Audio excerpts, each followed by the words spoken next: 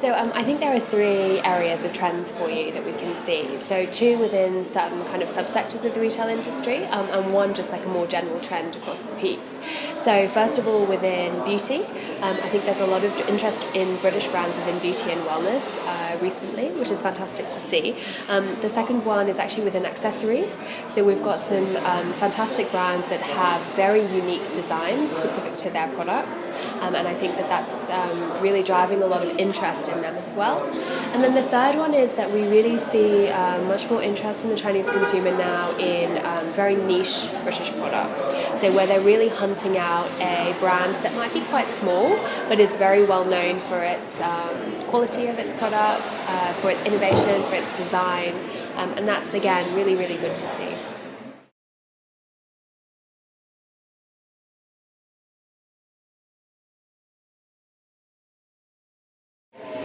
So I think the development is very, very interesting of the retail market here in China, particularly over the last 3 to 5 years. It's certainly developed very, very quickly, and e-commerce particularly I think is a key new feature. But what you also see is a much more healthy, much more mature market here in China. E-commerce, of course, from an international brand's perspective, is very exciting because of the new cross-border policies and the new cross-border platforms that have sprung up as well.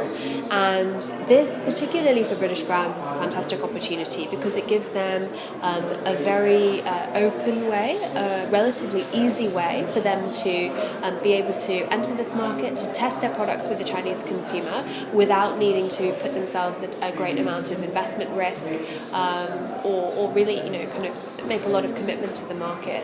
So it's a great way for people to be able to test, to see what works.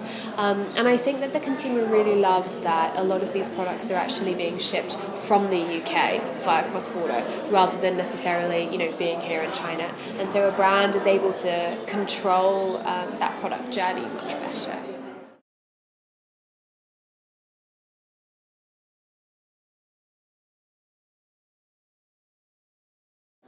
I think from a kind of challenge perspective, the biggest one that I see is really social media here in China. I think that's just very, very different from the way that it's done in the UK.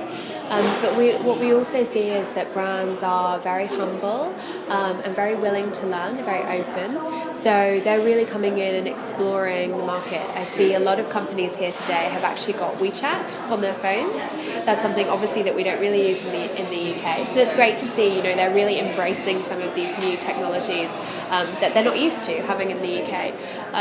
And they're also learning WeChat, so Weixin, Weibo, how all of that works, how they need to be using those to make sure that they're promoting their brands in the best way possible to the Chinese consumer.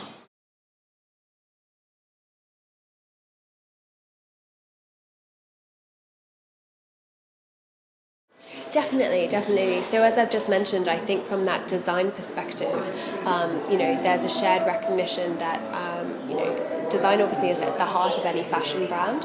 And so, being able to see that kind of, designers coming over from the UK, both British and Chinese, in order to work here is really great.